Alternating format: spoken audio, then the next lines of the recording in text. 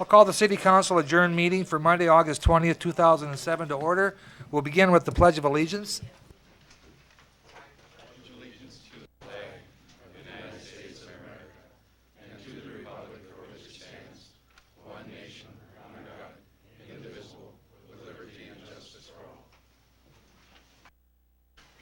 Roll call, Tracy, please.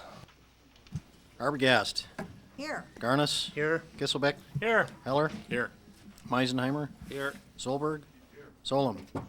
Walder. Here. Wilkins.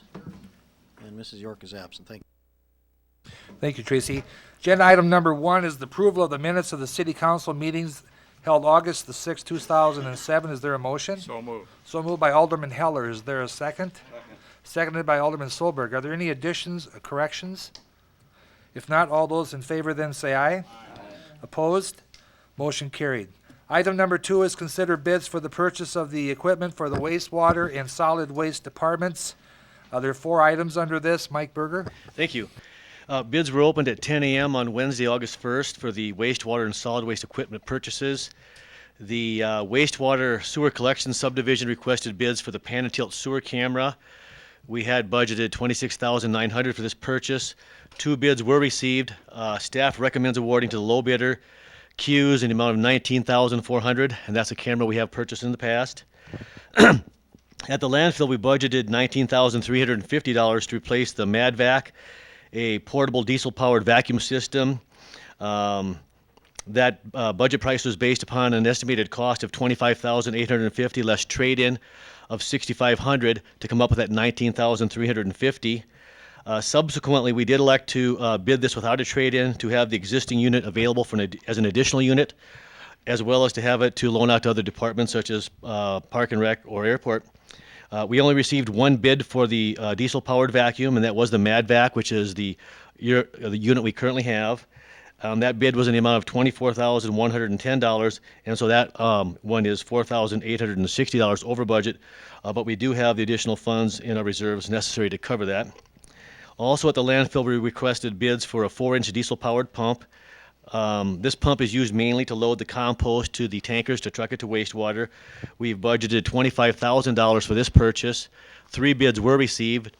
Staff recommends awarding to the low bidder Birschbach equipment in the amount of $24,399 for the Godwin pump. Finally, we bid $14,000 for blue municipal solid waste containers and $33,000 for green yard waste containers. 3 bids were received for the refuse containers. The low bid in the amount of $53.67 per container for the Schaefer container meets the specification. However, they bid a 90-day contract, and the specs required a 1-year contract. So we recommend awarding the second lowest bidder, which is Northern Truck Equipment, in the amount of $53.90. The difference is 23 cents a can, but the price is good for a whole year as opposed to just 90 days on the lowest bidder. And this comes with the approval of the August 14th Public Works Committee. Is there a motion then for the approval of these bid items? So moved by Alderman Meisenheimer. Is there a second? I'll second that. Seconded by Alderwoman Arbogast. Are there any questions or discussion for Mike? Mike, being we're going to, in time, pipe that to Watertown, we still need a pump to pump it? We do until we have the pipe to Watertown, that's going to be transporting the leachate from the garbage to town. Yep. Ultimately, in an upcoming year, we'll probably propose a project to hook up this pond as well. And if we do that, and I anticipate we will, then this pipe would probably be transferred to wastewater. It's the same type of dry pipe pump that we use for our storm sewers for flood control. So we would add it to our fleet there. Oh, okay. Any other questions for Mike? If not, all in favor say aye. Aye. Opposed? Motion carried. Item number 3 is ordinance number 07-21, amending chapter 5.02, the flood damage prevention, and that's to adopt and implement the September 28th, 2007, the flood insurance rate map revisions and flood insurance study report. We'll begin with Rick with the second reading. Thank you, Mayor, and good evening, ladies and gentlemen of the council. Again, the title of this ordinance, 07-21, is an ordinance amending Chapter 502 Flood Damage Prevention to adopt and implement the September 28, 2007 flood insurance rate map revisions and the flood insurance study report of that same date. We have discussed the 16 pages of ordinances that are being proposed for this evening. We've discussed that at Public Works in some great detail. You probably have had a chance to go through it because it's been in your agenda packets a couple of times for the last 2 meetings. Just a strategy, again, just to review very quickly on how I put this ordinance together.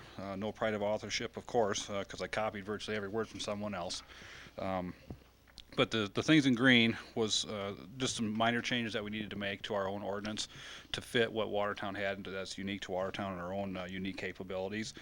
The things in red, those were, maybe I should step back. I started with our base flood damage prevention ordinance. It was a good ordinance, needed a little bit of work, always room for improvement. So I got, in addition to that, I contacted Michelle Saxman, our National Flood Insurance Program state coordinator, that give me the model that FEMA's going to buy off on and the state's going to buy off on. So she did. It's called Model D. And so I compared our current ordinance with the Model D, and those things that are suggested from the Model D ordinance are found in red. And there's not all that many red inclusions in this 16-page document. From there, again, throughout the document, the green changes were those things that are unique to Watertown, taken advantage of, and recognize our own unique characteristics and capabilities of our community.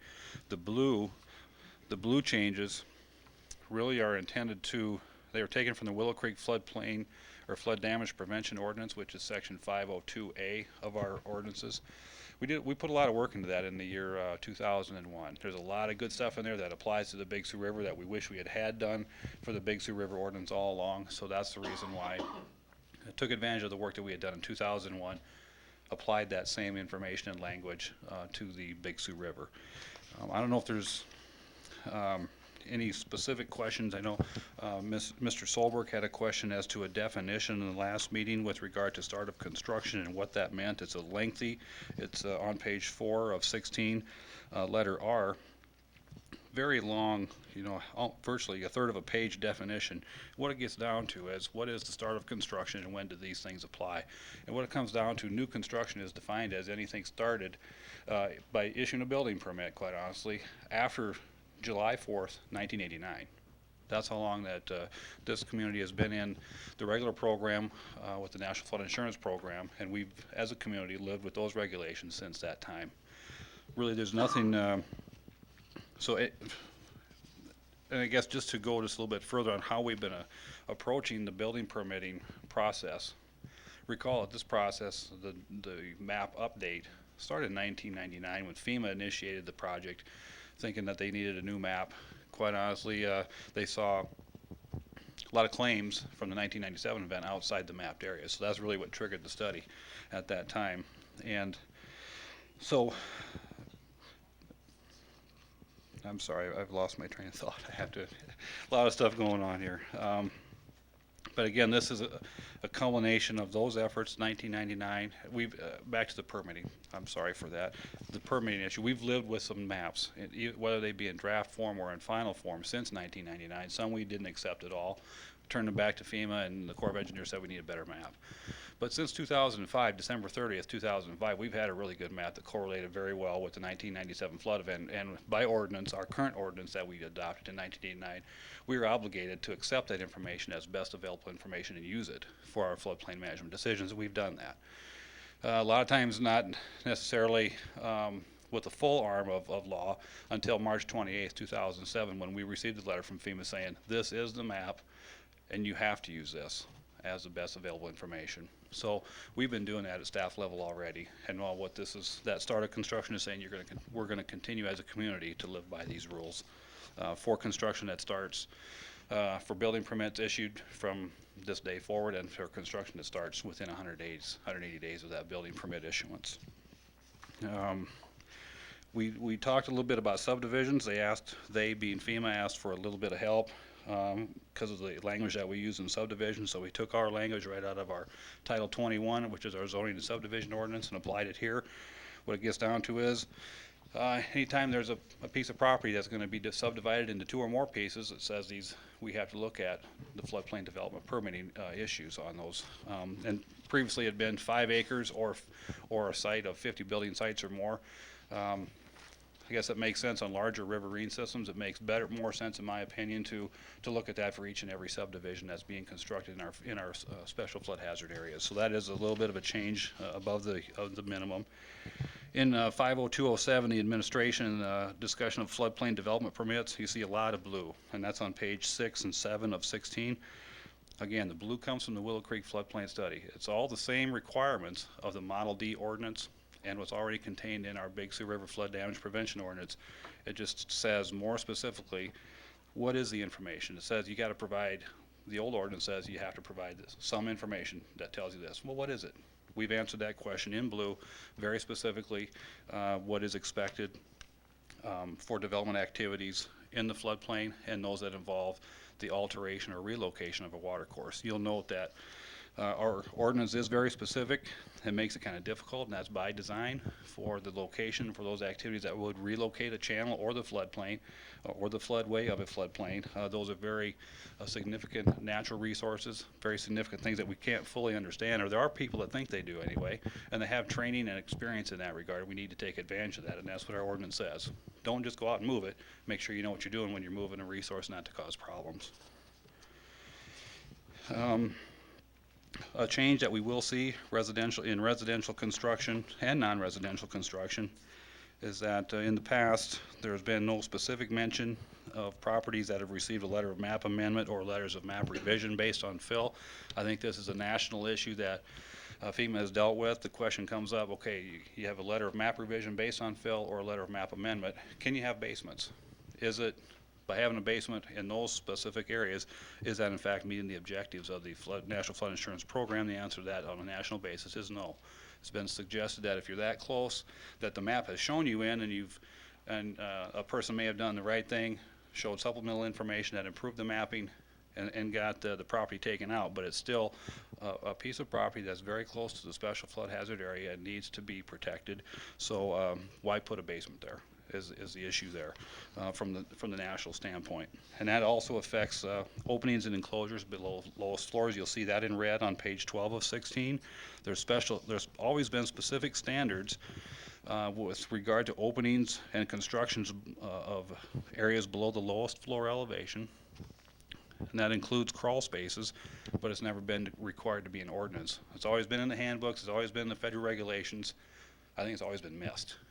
And I think our community has been somewhat guilty. I know when I started as a planning and zoning official in 2003, a lot of that stuff wasn't written down. You had to know the technical guidance and know what was out there. By knowing our ordinance, it really pinpoints the requirements. So I think that's a good change. There's some discussion, more specific discussion was required by FEMA with regard to recreational vehicles. Recreational vehicles located in the floodplain are fine, but they have to be drivable. And once they start staying in one spot for more than 180 days, they start taking on the characteristics of a manufactured home and have to meet the anchoring requirements of a manufactured home. The issue there is these are big boxes. Floodwaters comes up, makes them float. They can cause a lot of havoc and damages in terms of things that they hit or bridges and et cetera that they plug. So it is an issue that it's nice to have those operable and running when floodwaters come so they can get out of the way. Our language, again in blue on page 14 and 15 with regard to floodways, very specific, and that language is taken from the work that we had done in Willow Creek in the flood damage prevention ordinance for Willow Creek. Again, it's not different than the Model D ordinance from FEMA.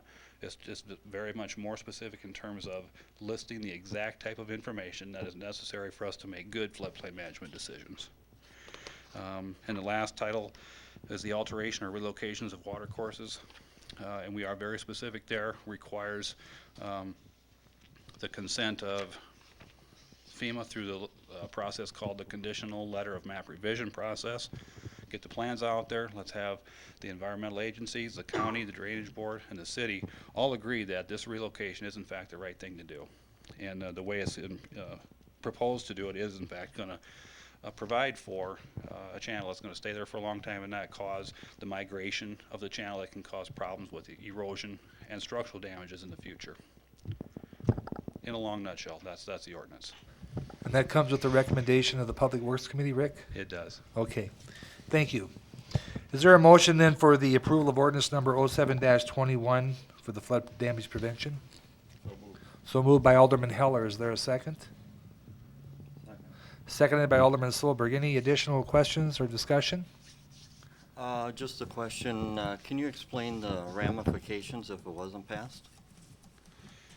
If it wasn't passed, that would mean that the city of Watertown would not have adopted the updated digital flood insurance rate map that FEMA has produced for us, and quite honestly said in a letter dated March 28th. This is your 6-month period of compliance. Failure to comply and adopt this would put us at a minimum in a probationary period with the National Flood Insurance Program. If we're in a probationary period, or if we slip to the point where we are no longer a community in good standing with the National Flood Insurance Program, that means that people in our community cannot purchase flood insurance, national flood insurance. And of course, you know, any federally backed mortgage by federal law is required to have flood insurance if in fact that property or structure is located in the special flood hazard areas of our community. So it would really handicap our ability for the number of properties that we have in our community to change hands. The other thing that we would miss out on potentially is in large events like 1997, it would be a real question if we are not a community in good standing and participating in the National Flood Insurance Program, whether or not we would be eligible for federal grant assistance, both public and individual assistance, in federally declared presidential disasters. So there are huge ramifications. Thank you, Rick. Any other questions? Are there any other places they can get flood insurance other than the national? Or is the national it? The National Flood Insurance Program, as I understand it, is the most common.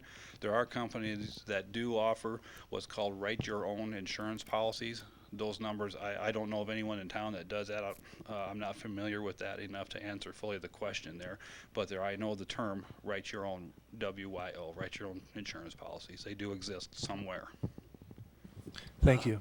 Rick, just a question. In other words, what you told in Denny's response, or response to Denny's question, we really have no choice. It's mandatory. We have a choice, but I think the consequences are very severe. Any other questions then for Rick? If not, all in favor say aye. Opposed? Motion carried. Thank you, Rick. Item number 4 is ordinance number 07-23, rezoning Lot 2, Slaminski Second Edition from R3 multifamily residential to C2 local commercial district. There's 3 parts to this. We'll begin with the second reading. Then there'll be a public hearing, which has been in the newspaper for public notice, and then there'll be council action. So Rick, you'll begin with the second reading. Thank you, Mayor. Ordinance 07-23 is an ordinance rezoning Lot 2, Slaminski Second Edition from R3 multifamily residential to C2 local commercial district.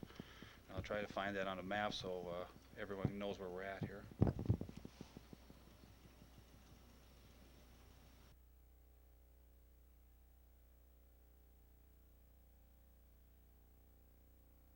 I hope everyone is able to read this. I can probably bump it just a little bit more.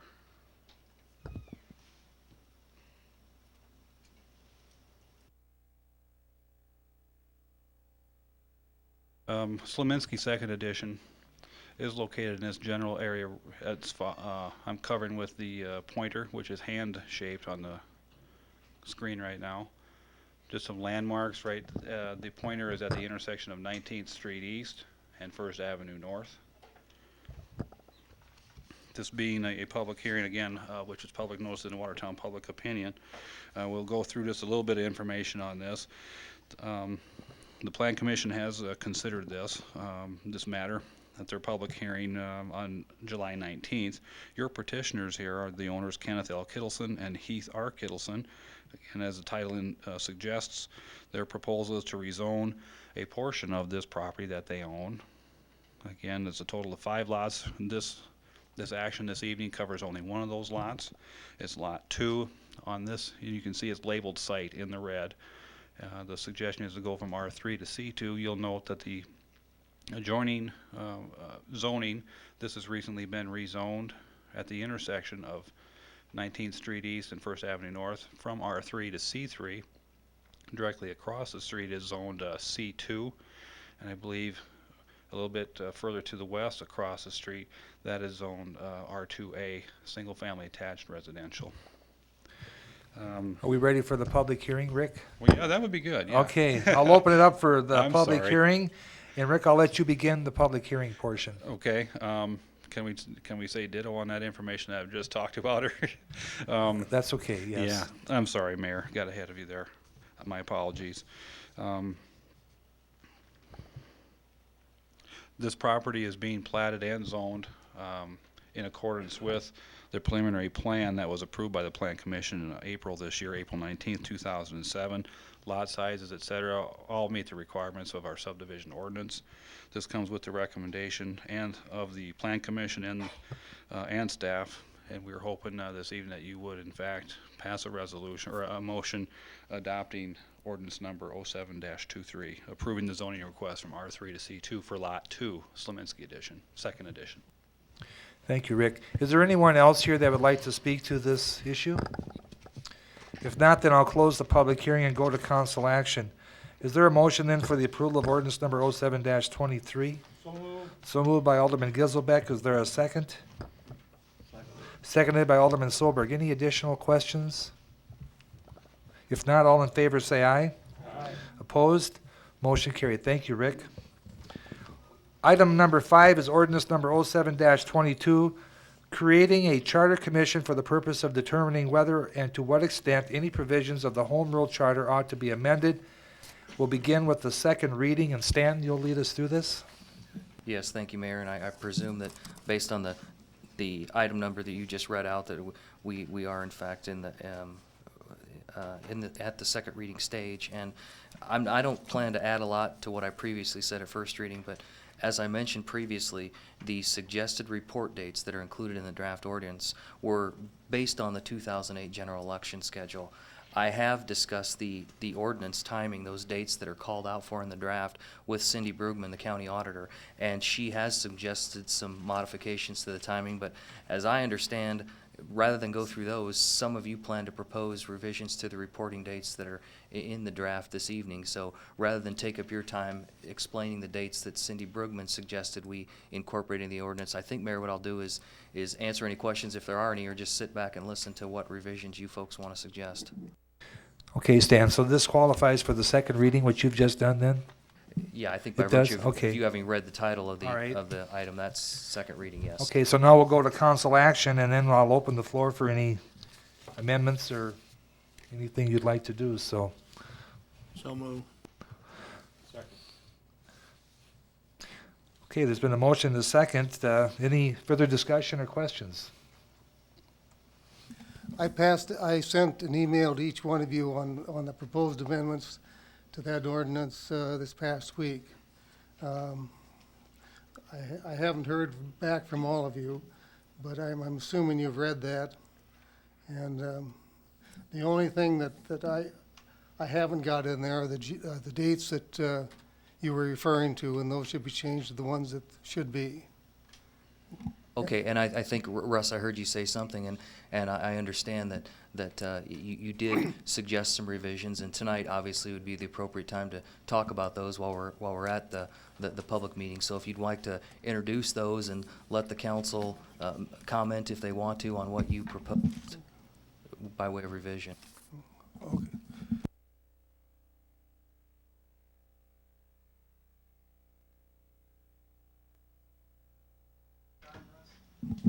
There it is. Are we on? Yes, you're good. Okay.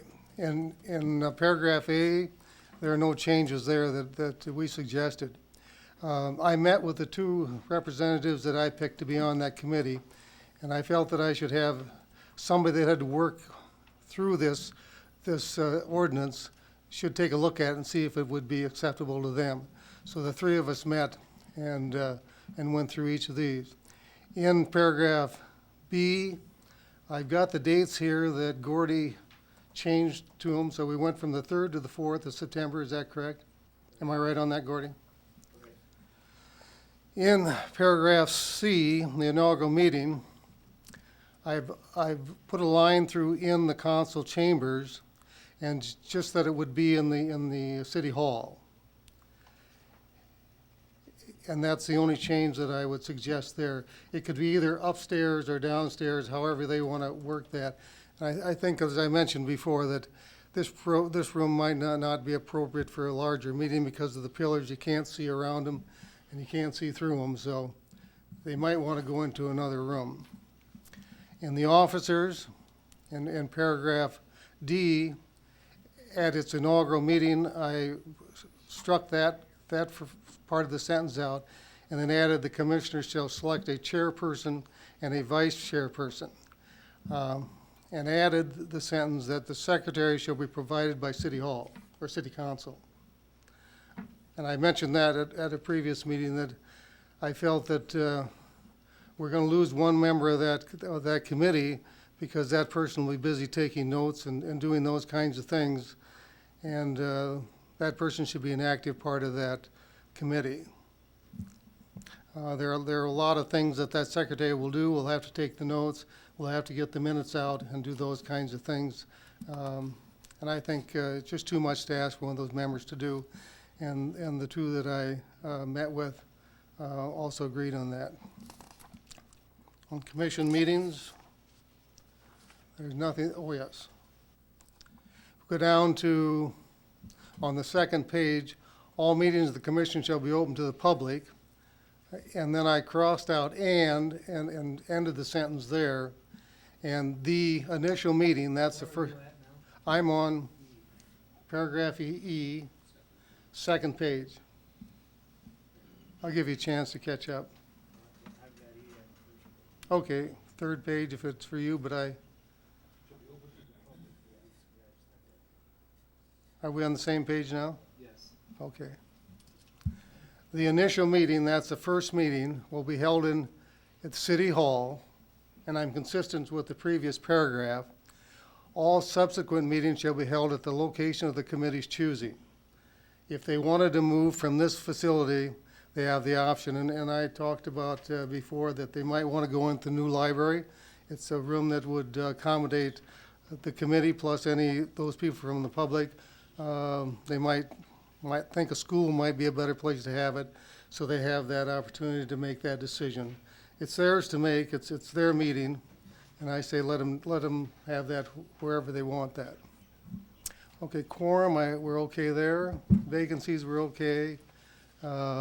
Compensation expenses, I think that's really clear. Liaison, so I saw no problem there where Stanton's gonna be there and be our liaison to that commission, and he can offer good sound legal advice on whatever they choose to have come from that committee. And then the report by commission, I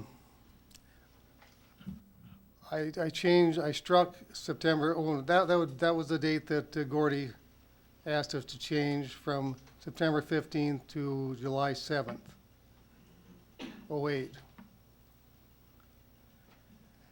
And then I did strike the date, March 16th, 08, and before that I added on or before.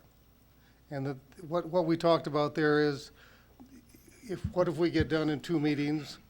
What if we get done in 3 minutes? Why do we have to wait so long to bring any reports and any action?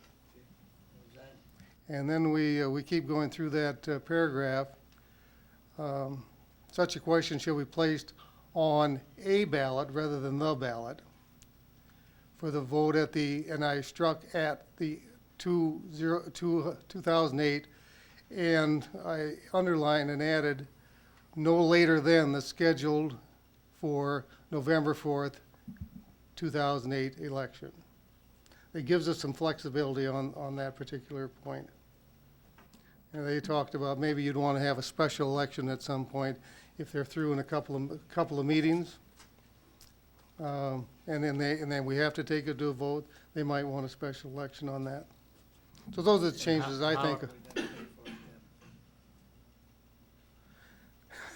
I guess they were thinking probably you would. That's right. And we don't know the exact cost. You've thrown out some costs on that, but it may or may not cost that much, or it may cost a little more. If I could just, if you could repeat to me the on or before date in March, when was that? Or as to the final That'd be report? on or before the August 18th, 2008.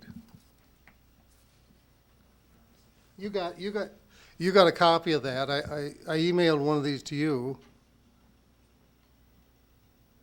But again, as to the final report date, you're suggesting on or before what date?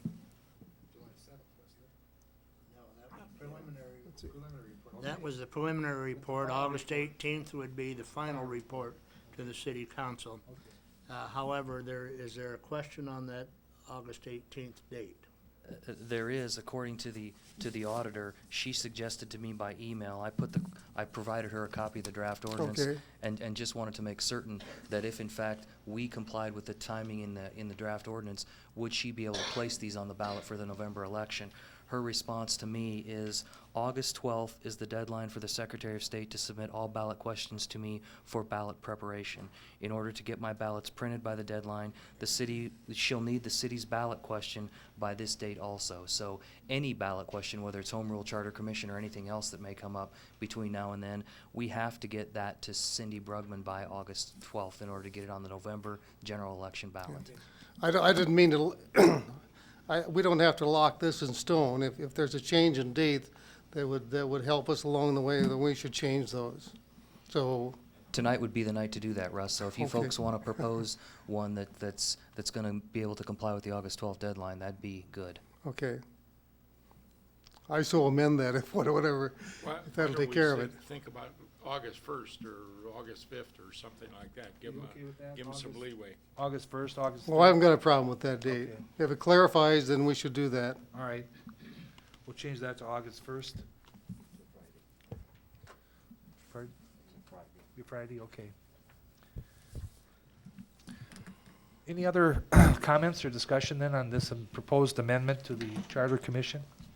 I have one question for Stanton, and on item E, it says the commission may go into executive session in a manner consistent with South Dakota law.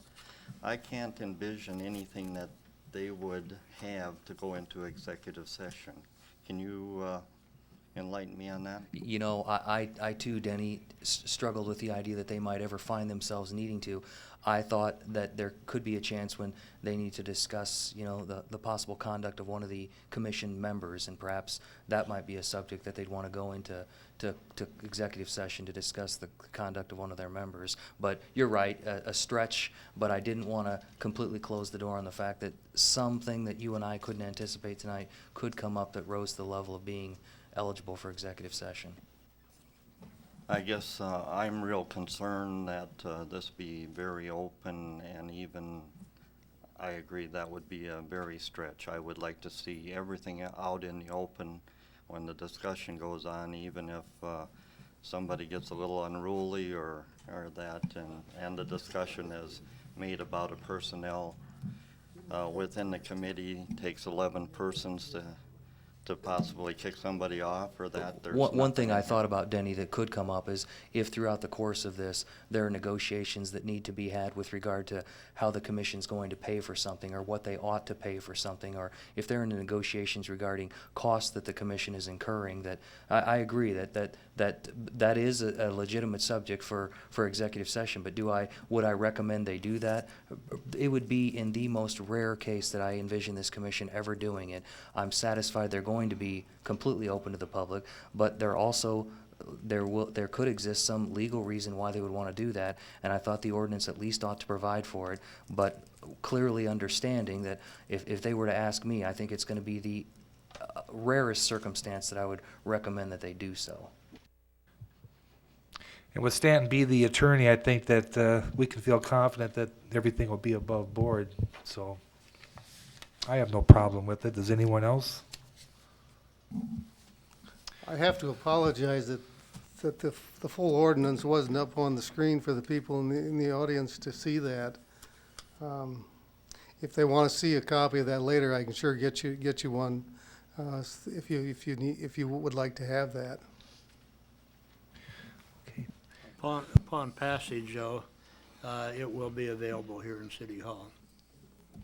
Okay. Are there any other comments then to these proposed amendments to the original Charter Commission ordinance? Mayor, I think for the purposes of clarity, you need to get a motion to approve the Russ's suggested revisions. Okay, is there a motion then for the approval of Alderman Wilkins's revisions to the original ordinance? I so move. Motion by Alderman Wilkinson, is there a second?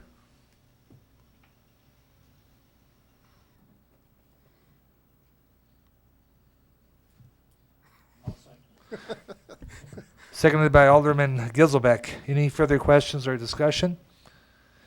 If not, all in favor say aye. Aye. Opposed? Motion carried. Next, we go to the approval of the ordinance with the amendments. And is there a motion for that effect, please? So moved by Alderman Garnos. Is there a second? Second. Seconded by Alderman Wilkins. Any further questions or discussion? All those in favor say aye. Aye. Opposed? Motion carried. Thank you, Russ.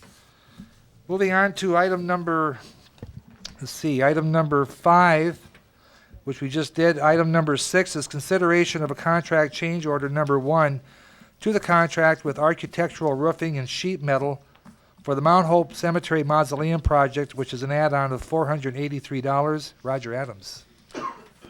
Mayor, the amount of change order number 1 on your original agenda was that $483. We did send out some additional information last Friday on the 17th, and hopefully you received that email that based on some information we received in the mail that morning, the request for change order is in an amount of an add $4,180.23. And that amount is made up of 3 individual items. The first item is an additional $528, which was the cost to recaulk all 14 of the upper story windows on the east and west side of the mausoleum that wasn't a part of the original contract. When we seen that the amount of caulk and sealant that was missing from those windows, and the fact that what we're trying to do is seal this building up to avoid future water damage, we felt it was important to get those caulked and sealed up. The second item is for the additional wood blocking for the nailers that hold the clay tile on. And we had a unit price on those wood nailers of $5.50 a foot. And there was 312 lineal feet of nailer that when they removed the clay tile, they found in a condition that need to be replaced. Now there's a total of about 2,272 foot of nailers, so approximately 13% of the nailers needed to be replaced. That amount came to $1,716, and again, that was a unit price that was a part of the bid. The third and final item for that total is for the overage on the clay roofing tile allowance. In other words, when the architect put the project together, we did not know how many of the clay tile we'd find that were cracked or chipped or needed replacing. So the base bid that everyone bid off of was that there was a $5,500 allowance in there for clay tile. When they got all the tile removed, there was they actually had to order and use $7,436.23 of worth of clay tile. There's an invoice in your packet. So they went over the allowance by $1,936.23. So those 3 items total the add change order of $4,180.23. Questions? I like my figure better. Yeah. Okay. Well, it looks very nice, Roger, out to the mausoleum. I've been out there, and I've talked with other people I've been out there, and it really looks very nice. So, is there a motion then for the approval of this change order for the mausoleum project? So moved by Alderman Heller. Is there a second? Seconded by Alderman Meisenheimer. Any further questions or discussion? If not, all in favor say aye. Aye. Opposed? Motion carried. Thank you, Roger. Item number 7 is the Tall Grass Prairie Edition. It's the first reading of ordinance number 07-24. And Rick, I believe you're going to lead us through this. Thank you, Mayor. This is an ordinance entitled an ordinance amending zoning district boundaries by zoning and rezoning real property in the northwest quarter of section 23, township 117 north, range 53, and the southwest quarter of section 14, township 117 north, range 53 west. We're going to change that to and rezone it and zone it to A1 agricultural district. Is everyone familiar with the location of Tallgrass Prairie Edition? Are there questions in that regard? Why don't you go ahead and put it up, Rick, if you can.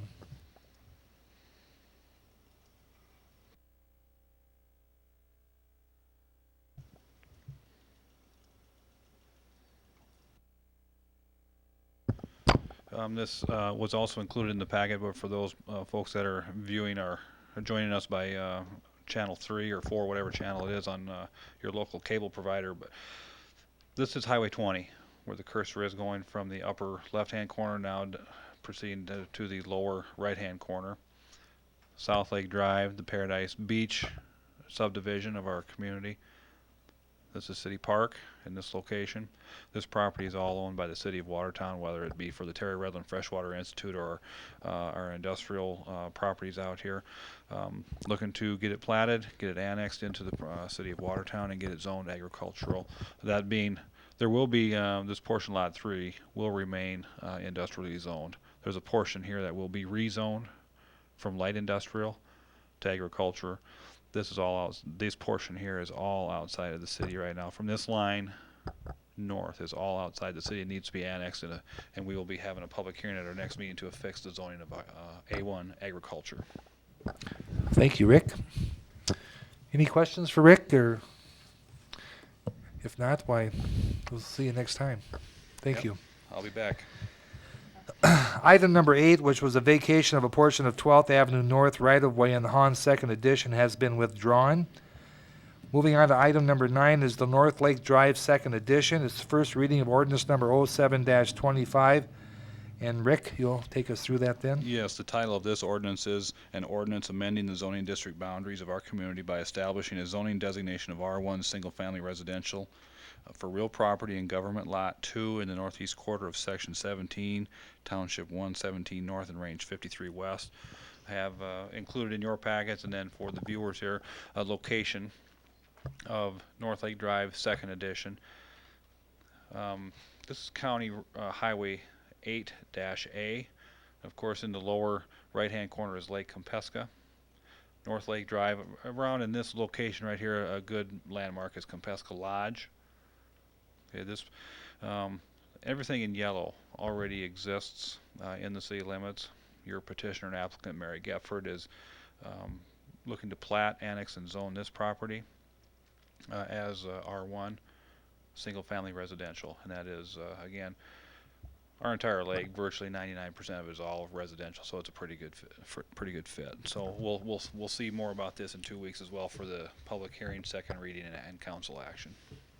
And that drive that would be going down there, is that Antelope Drive then, Rick? This, where the hand is right here, there's a long road that's already been platted and included in our city limits. That is called Pheasant Lane. There is an Antelope Street located right here that accesses from North Lake Drive to Pheasant Lane. There might be an elm and a quail. There's a couple other short one-block streets that provide access from North Lake Drive into this subdivision. Okay, thank you, Rick. Any questions for Rick before we move on? If not, thank you, Rick. Item number 10 is authorization for the mayor to sign a grant agreement with the South Dakota Department of Health to provide additional funding for the mosquito control program. Mike Berger. Thank you.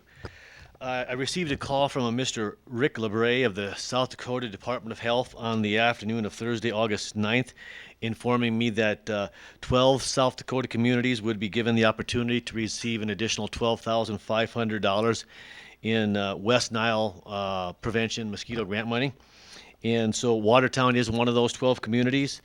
Mr. LeBray said that he'd be mailing out the paperwork and would like us to sign it and return it as soon as possible.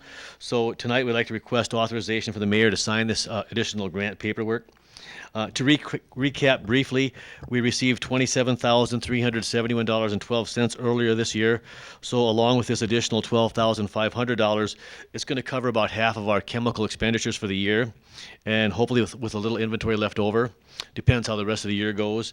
So to date, from 2004 through 2007, that'll bring us up to $139,306 grant dollars from the South Dakota Department of Health. So it's been a year with a real high population of mosquitoes, and this resulted in a lot of application of adulticide. So we appreciate this offer from the Department of Health. And this comes with the approval of Public Works Committee on August 14th. Thank you, Mike. Is there a motion then for So the? moved. Okay, a motion by Alderman Garnos to the, okay, seconded by Alderman Solberg. Any further questions or discussion? The amount was what, 24,000? It's 12,500, but it's 12,500. 50-50, and we're spending most of that this year. And if we have some inventory left over with this purchase, we'll just use it next year. So. Okay, very good. Any questions or discussion? If not, all in favor say aye. Opposed? Motion carried. Thank you, Mike. Item number 11 is approved selection of the airport engineering consultant. Eric? Okay, good evening, Mayor and members of the City Council.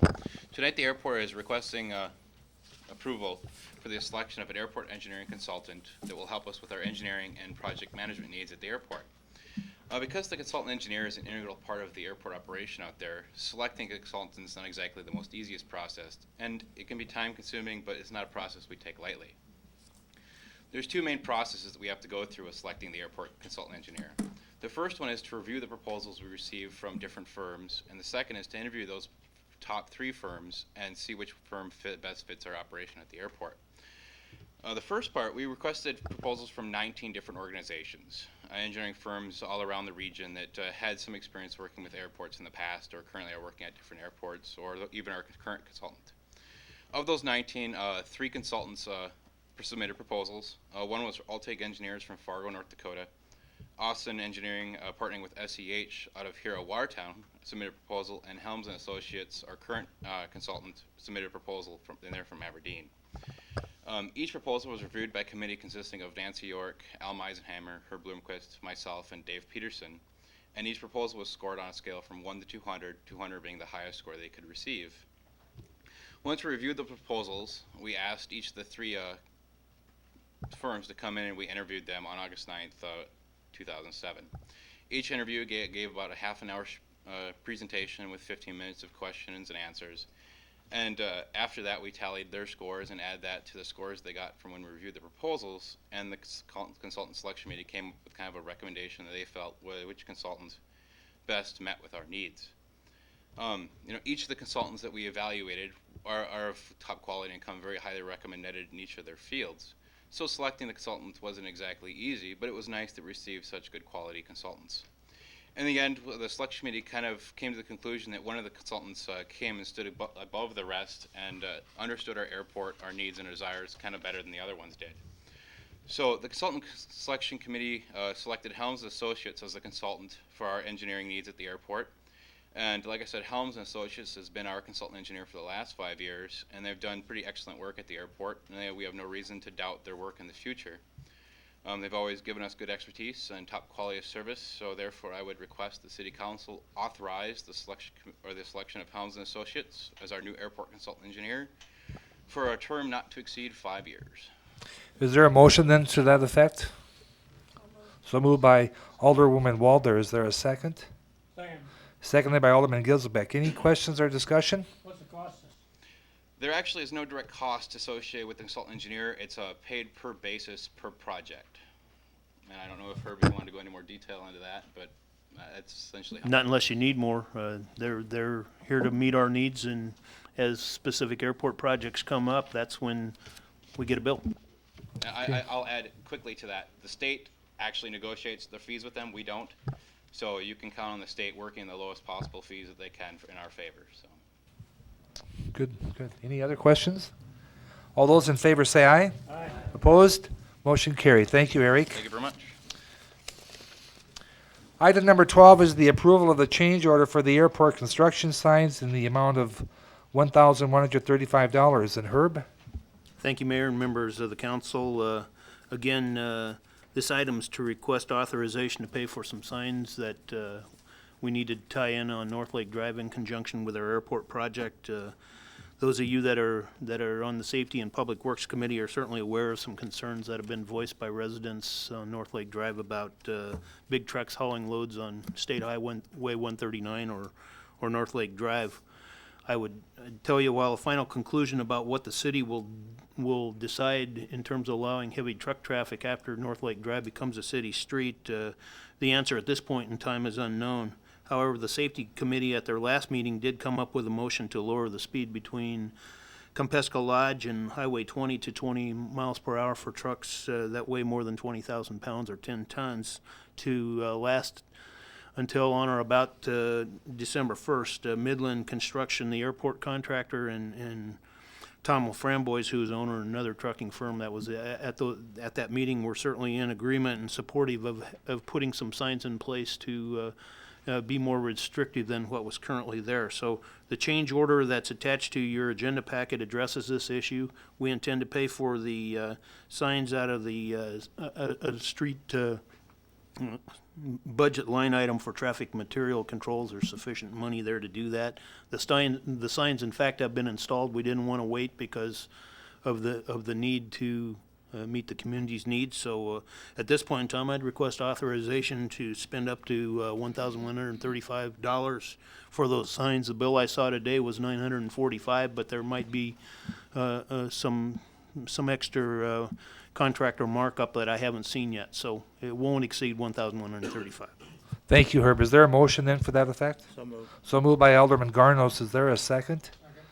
Seconded by Alderman Wilkins. Any further questions or discussion? If not, all those in favor say aye. Opposed? Motion carried. Thank you, Herb. Next, we move on to the open. Does anyone have anything to bring before the open? If not, I would like to bring something before the open. I'd like to have the council's permission to allow City Attorney Stanton Fox to get an Attorney General's opinion on the open meeting law. And the reason why is because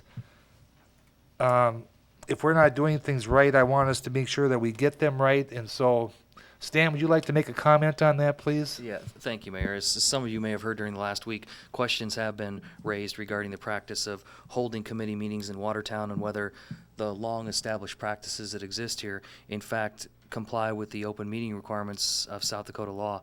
I trust you folks know that I would never sit idly by and watch the city engage in any conduct that, in my opinion, violated any open meeting provision, but I also recognize these questions have arisen.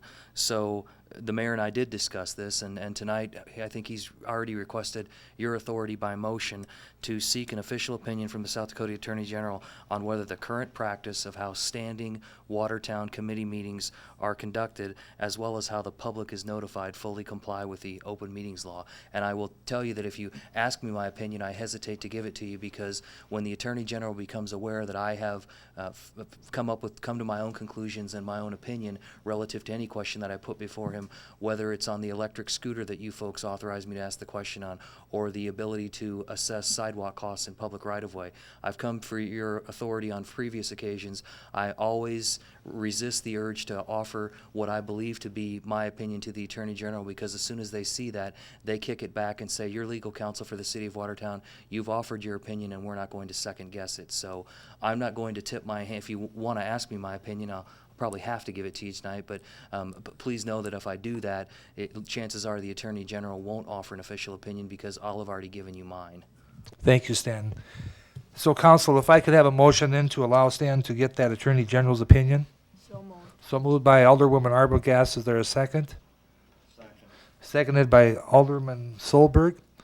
Any questions or discussion? If not, all those in favor say aye. Aye. Opposed? Motion carried. Thank you very much. Is there anything else to come before the open?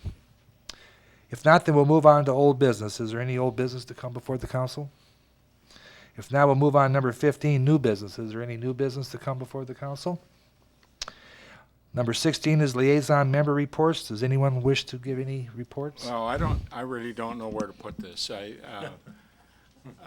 As most of you know, I was pretty upset by the lack of notice to the rest of the council on last Friday's meeting of the Finance Committee, or whenever it was. Maybe it was a week before, I don't know. But I didn't receive any notice of that meeting. I'm not sure I would have been there if I had known about it, but I would sure like to known about the meeting before it happened. After it did happen, and after the newspaper article came out, we were all of us on the council were painted with the same paintbrush. When people look at that article or listen to the radio, they don't think of the Finance Committee as a separate part of the council. They think as the whole council. Therefore, when you have a meeting that the rest of us don't know anything about, we're all taking the responsibility for whatever happens at that meeting. And I think that's completely wrong. I think if there's a Finance Committee meeting, or if the Public Works Committee meeting, or the mayor calls a special meeting of a special committee, the rest of us better know about it. And as long as it's happening, how else are we going to know what's going on? And I'm really upset by that, that last situation. Whether it was an oversight on someone's part or whether it was deliberate, I don't know. I don't care. I just don't want it to happen again. I was really upset. I'm still upset by the thing. And I don't need any public apologies. I don't plan on politicizing any of this at all. I just want it known that I'm not going to stand for it again. If it happens again, Katie, bar the door. Point well taken. Next, we'll move into executive session. We need to go into, yes.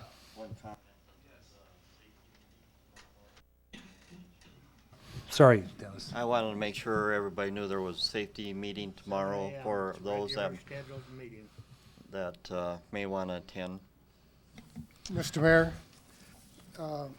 I received information here, and I think we all have, and I don't refute Keller's remarks. However, we do have a listing that we all received of the meetings by committees, and so they are made available to you. They were a month ago, I think. No doubt. But this was a special meeting, Russ, that was not agendized. It was not published, and it was not emailed to any of us or any of that kind of stuff. So listen to what I'm saying. I'm not missing a word of it. Thank you very much. I'd like to have a motion to go into executive session due to contract negotiations, and I suspect we will not be taking any action when we do come out, so if I could have a motion, please. So moved by Alderman Giselbeck. Is there a second? Seconded by Alderman Meisenheimer. All in favor say aye. Opposed? Motion carried. We will go into executive session.